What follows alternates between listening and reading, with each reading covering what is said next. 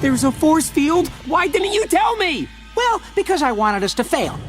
Obviously, I didn't know! Every good show, movie, or game has characters that carry a variety of different goals, personalities, and perspectives. You got the heroes, the villains, the middle guys, the snarky bastards, the comic relief. Everyone is here, but a type of character that seems to always be forgotten. Constantly pushed under the rug, whether it's by other characters, the writers, or the fan base itself, are the guys I'm finna talk about in this video. Characters who do so much, characters who are beyond capable and actually step up to the plate, oftentimes clutching up and showing their worth time and time again, just to be neglected and underappreciated in one way or another. Starting off with my favorite turtle of the clan, Donatello. Now, Donatello is a very tragic case of being underrated.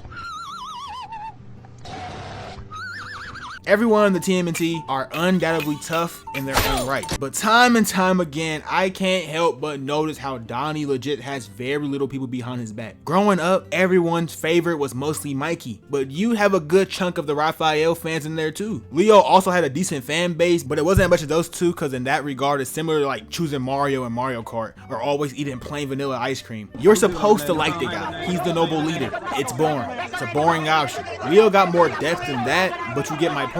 But niggas just never gave a darn about Donnie, which is very sad. And regarding that, this nigga is directly responsible for clutching up the biggest in times they needed it the most.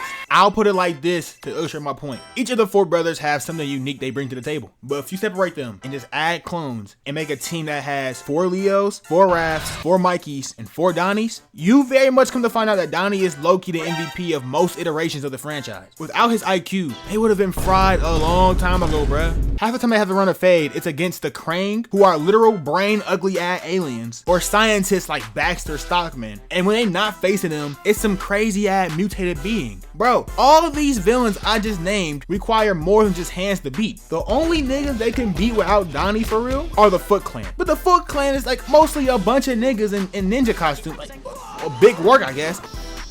Get your ass up out of here, boy.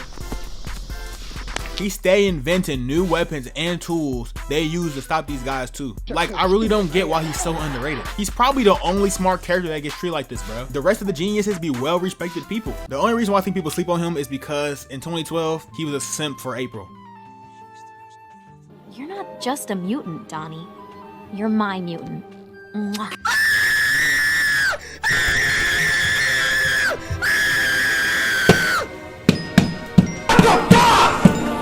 Some bullshit. Yeah, I don't know why he did this. I love the nigga, but I hate this BS too. And also, across all the iterations, I'm pretty sure it's canon that he is the worst fighter in the group. No! He used my stick against me! That was mollywopping me! Yeah, Donnie definitely got 87 overall hands with a few bronze badges. Meanwhile, his brothers are high 90s with Hall of Fame clips. Still though, his smarts have carried them way too many times for him to be treated in such ways.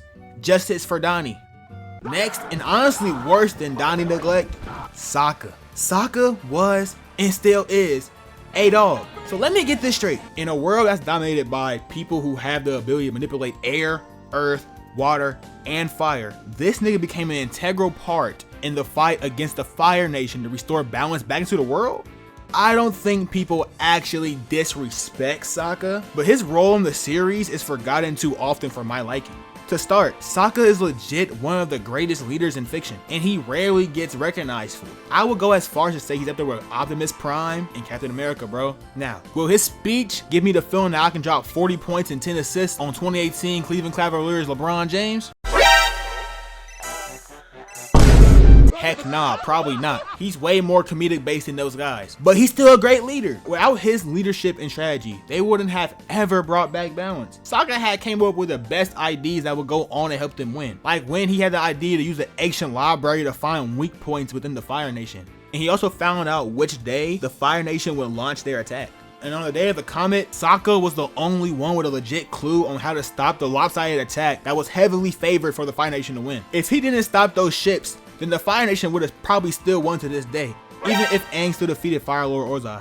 Saka was out here doing all of this with a sky top and a boomerang. Nigga can't bend a single element, yet he's still the MVP of the series. Plus, he was bagging left and right. Put some respect on him. He also has some underrated development, because how you go from a sexist nigga to a nigga with hus? My first girlfriend turned into the moon. That's rough, buddy.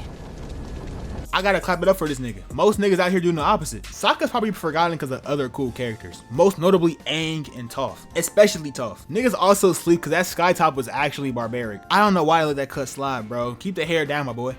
Lastly, we got the worst. He's still underrated, don't get me wrong, but I gotta set it straight. The other two are better. But we have the third hedgehog, Silver. Silver's case is vastly different from the previous two in this video, because he actually has all the tools, and for a brief moment, he was a great. Silver has psychokinesis powers, so he can manipulate objects with the environment with only his mind. Nigga could have been out here using the force like Vader if you pissed on his nachos. In the Sonic franchise, his abilities make him a one-of-one character. But man, this nigga recently has been butchered, solely because the game he debuted in, Sonic the Hedgehog from 2006, also known as Sonic 06.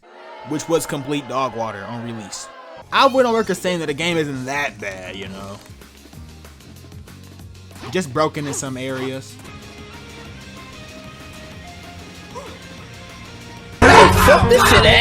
Okay, the game is broken in most of its spots, but still, that don't mean you set up a great character with a good backstory and a very unique power set to the rest of the main cast and just stop using him because the game he pulled up in flopped. Them niggas at Sega acting like we played the game and hated it because it was Silver. No, bruh. It was them bugs and glitches. I mean, a very notable glitch in the game was his boss fight. It's no use! But still, give Silver another game or at least a bigger role. They really wasting this guy like he ain't one of the coldest dudes they have on their roster. It's sickening. Then again, if you a Sonic fan, you know they've been doing this for a minute with their characters. A lot of them has been nerfed or neglected one way or another just to give more shine to Sonic, which is like, Have a nice ball, you stupid bitch. Okay, I mean, it's named after him for a reason, but that's just criminal. You gotta do more for these other guys too. Like, you just can't have them sitting around like the unemployed digging for booty cheek dingleberries, as if they're worthless. Start digging at your butt, twin. What? Justice for Donnie, justice for Sokka, justice for Silver the Hedgehog.